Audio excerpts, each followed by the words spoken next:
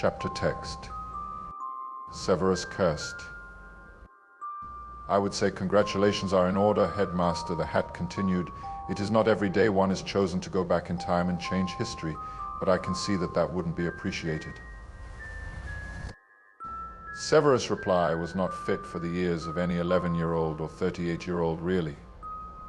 The thing had clearly spent too much time with Albus if it thought that there was anything worth congratulating about any of this.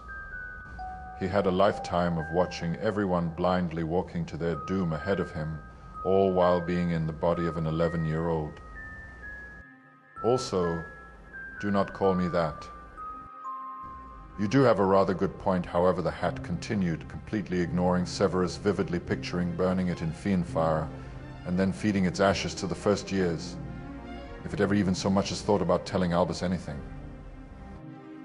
I do spend all days of the year, except for one, composing a song, with the headmaster being my only company. The topic always the same, year in and year out, for 1,000 years, and then on the final day I get to read the minds of a few dozen children. That does rather invite some bettiness. Wouldn't you say? I want to be just like Daddy. Half of them think, I don't want to be anything like the rest of them. Not as common, but still a couple every year. I want to be in the same house as my best friend. But they will be sorted after me, even that I keep hearing. It does grow rather tiresome.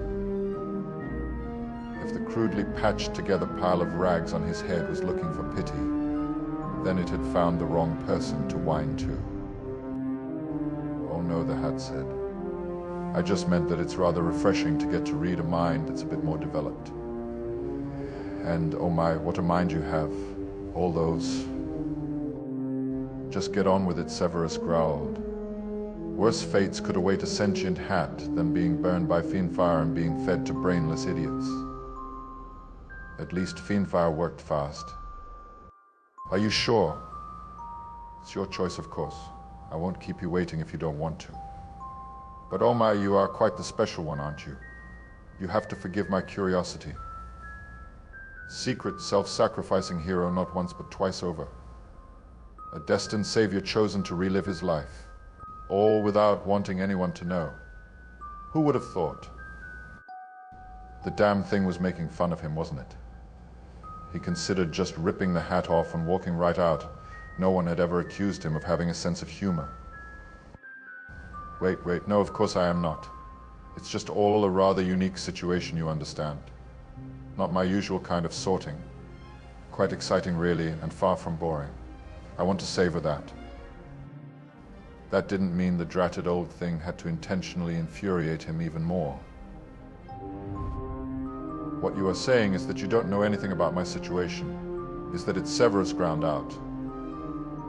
It wasn't like he'd hoped that the hat, who had spent 1,000 years reading minds, would confirm that no, this was actually rather common.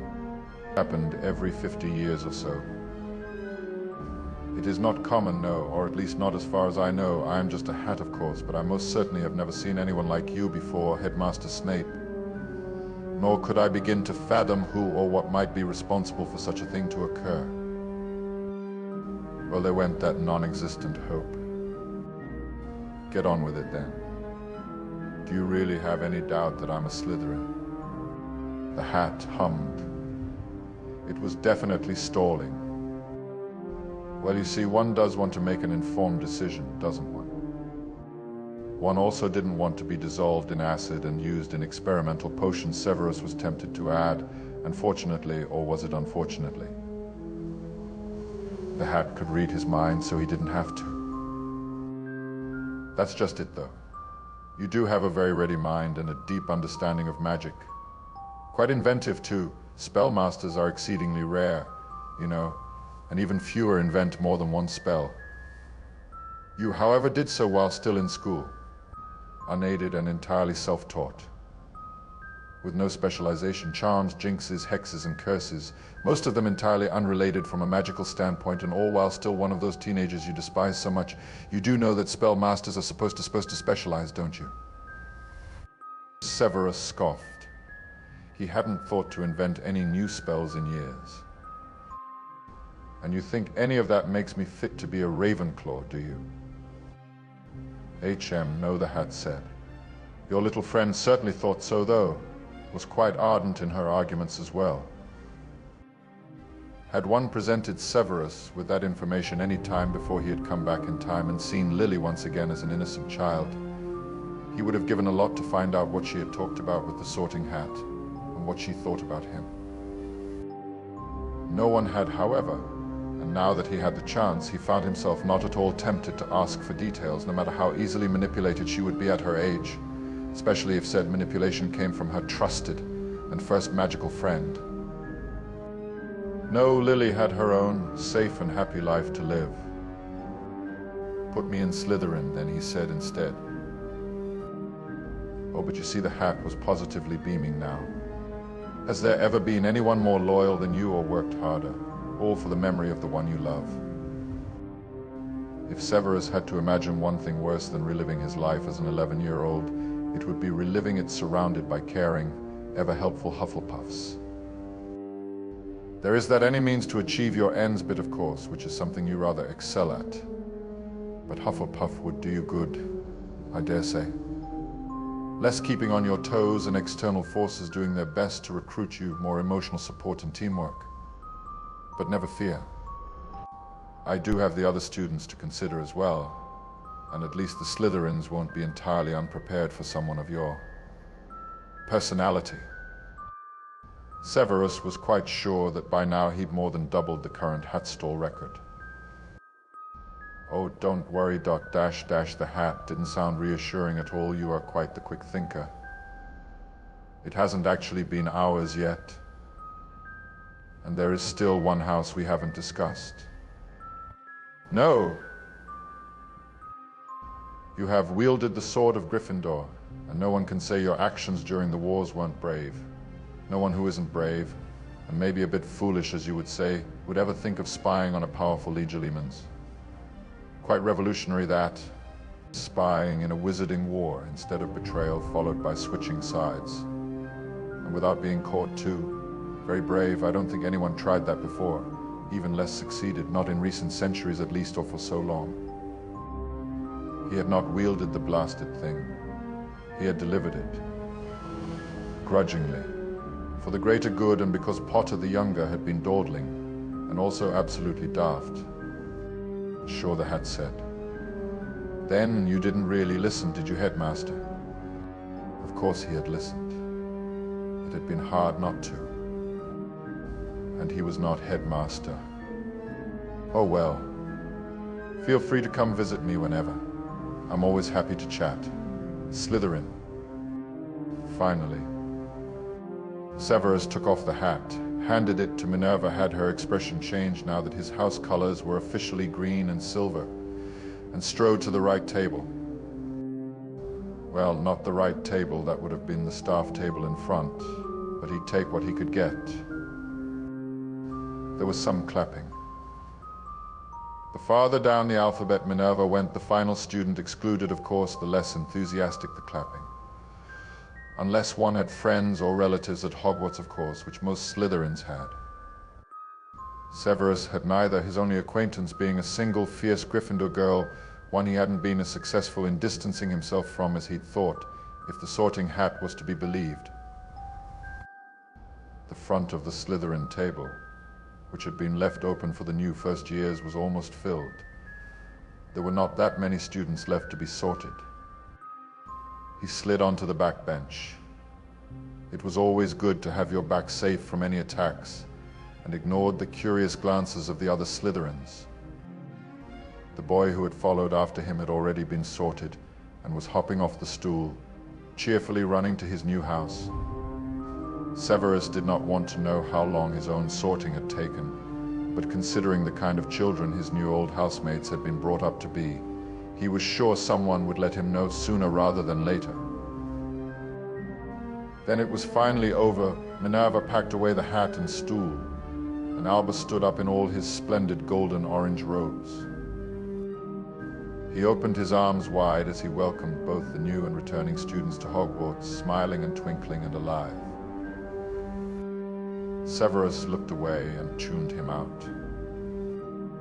Some of the students laughed as his speech came to an end. No doubt Albus had said something particularly incomprehensible just now to confound the students for his own amusement, and plates heaped with food appeared on the tables.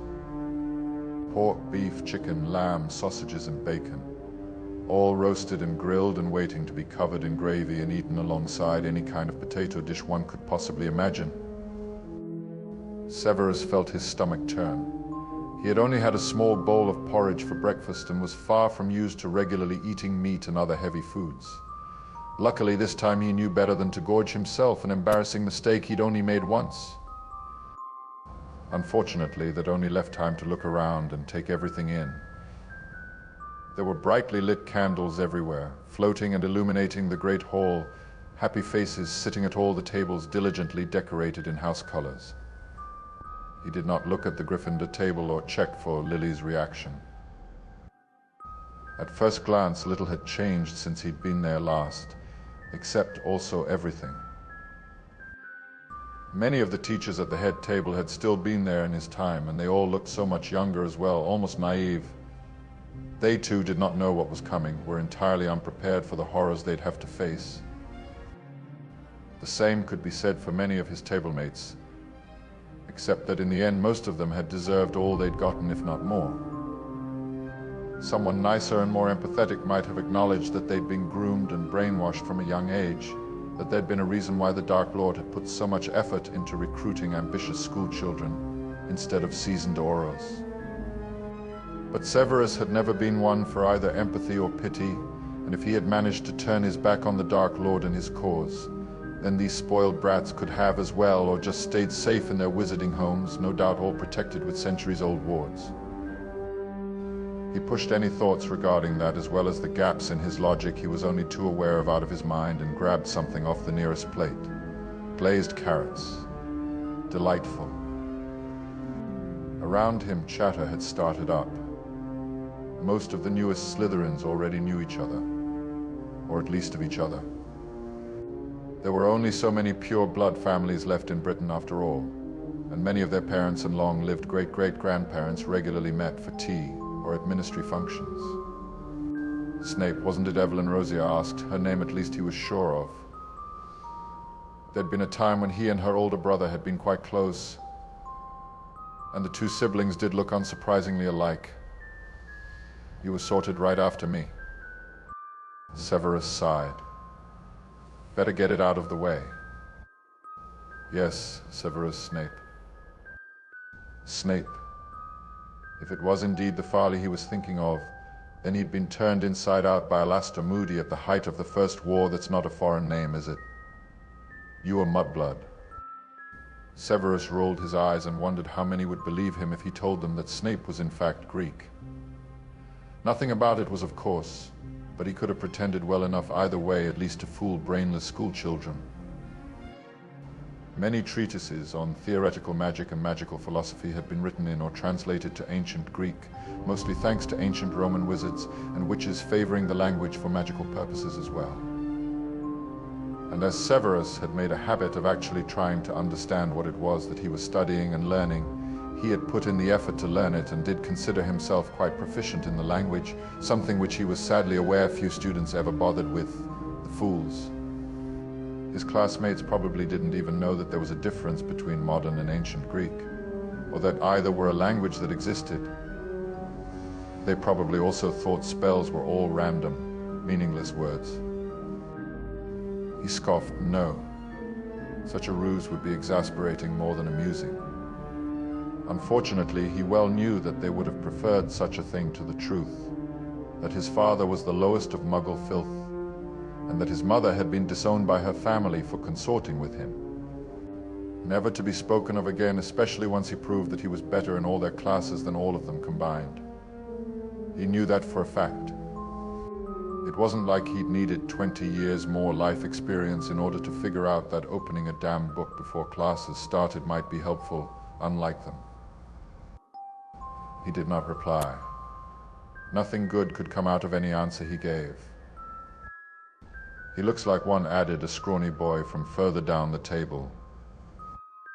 It's rare we ever get any mudbloods, especially not the hat stall kind, Farley again. No idea what it was thinking, putting one of those in here with us. It probably wanted to make up for all the house points your dim-witted brain is going to lose. Ah, so much for being an adult and staying out of any schoolyard drama. It had been nice while it lasted. Severus was actually surprised as to the speed at which Farley pulled his wand. He was not worried. Farley was a first year. And what are you going to do with that? Stab me to death, he sneered. Like a muggle. Farley seemed to be close to doing just that. No doubt he was familiar with the incantations for countless spells, having grown up surrounded by wizards as he clearly had, but actually casting a spell was different and could lead to quite the disasters, especially when not properly instructed. Something which every magically raised child knew and was warned about from an early age. There was a reason Hogwarts employed someone of Poppy's caliber to stay at the school all week instead of just having her come in when needed. By now his face was almost purple. It was quite pathetic, really. First years were so easily flustered. Stop it, Iggy, Rosia said. You don't actually want to be the first one to lose house points, do you? Especially over something like that. The other first years were all staring at them curiously, waiting for something to happen. Severus hated everything about this. Rosia turned to him, back suddenly straight and gaze haughty. She was probably copying her mother. How do you do? I am Evelyn Rosier of Armand Rosier's line. My brother Evan is in 3rd year and Eugenie is in 7th. No, Severus was not going to do this. All that was missing was that she curtsied or held out her hand palm down. Not again. He had already wasted enough time to last 2 lifetimes trying to fit in and be accepted by this lot, and this time there was no need. He was no shy, insecure boy looking to belong, not anymore. And while they thought themselves all better than him, he actually knew that he was. He had risen above all of them, had become potions master at only 21 years of age, and later both headmaster of Hogwarts and the Dark Lord's right-hand man, despite also being a spy. He nodded in acknowledgement and didn't repeat his own name. It wasn't like she didn't already know. Rosia frowned. This was probably the first time she was interacting with any wizarding child her age who wasn't a pureblood, and said child wasn't following the playbook. You have already met Farley, she said with a wave. Severus guessed it was supposed to be elegant. He'd been right then. It was Farley, his face still half purple. Don't be boring, Evie, one of the other girls interrupted, unknowingly saving Severus' sanity and everyone else from being hexed. You still haven't finished telling me all about your summer. Rosia nodded graciously and did. It involved glittering ponies and floating biscuits, or maybe that was the other way around. Severus didn't care, or at least only insofar as it meant he didn't actively have to participate in the conversation. Farley, in the meantime, had switched seats with another first-year girl so that he could sit with the rest of the boys, no doubt telling them all about the disrespectful mudblood that had been sorted into their house, leaving Severus alone at the end of the table. The chatting girls a convenient barrier from the older years and any further questions regarding his blood or second-hand robes. ... And the house elf was so confused as to which order to follow that it. Actually, Severus thought he did not have to be here. The sorting was over, no timetables would be handed out yet, nor would anything else be happening which demanded his presence. Certainly not the singing of the school song, which Albus was no doubt going to joyfully encourage before they were all dismissed. And it wasn't like he wasn't well familiar with the way to the dungeons. He might even get to switch beds before everyone else arrived. Mind made up, Severus pushed his plate back, got up, and without a backward glance stalked out of the great hall. Nobody noticed. The cold, dark hallways leading down to the dungeons felt almost welcoming, like a homecoming, which he guessed it was. He wouldn't be able to return to his own quarters, of course. but the dungeons still were where he felt most at home. They were quiet, full of twists and turns, easy to get lost in if you did not know the way, and with more than one horror lurking in some alcove or another, a convenient deterrent to keep anyone from exploring too far down. Of course, Severus was not going to go explore just now, but he did look forward to reacquainting himself with what for most of his life had been his safe haven. Here he felt safe, or as safe as he ever could be. There were no paintings down here to spy on your every step, no statues suddenly moving and making others jump in fright.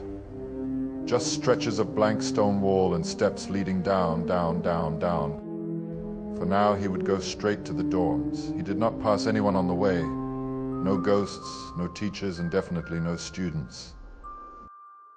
He trailed his fingers along the stone wall as he stepped slowly. He had missed Hogwarts. The castle that was, ancient and full of mysteries, the most magical place in all of Britain, with power and knowledge and secrets hiding in every corner, if only one was willing to look, offering protection to anyone who asked, a place to truly belong, no matter what the rest of the world thought. Anyway, there was no need to get all sentimental. It wasn't like there weren't downsides as well, just waiting to get on his nerves. All the idiot students for one, and the teachers and paintings and ghosts, one of them more nosy than the other. The wall to the common room slid open silently. The room behind was illuminated in green, a fire merrily crackling in the fireplace, the chairs and leather sofas for once all in their places. There were no books strewn about, no parchment or ink bottles on the floor, no noisy children running around, just the dungeons, quiet and welcoming and there. Severus took a deep breath. Maybe all of this hadn't been the worst thing to happen after all.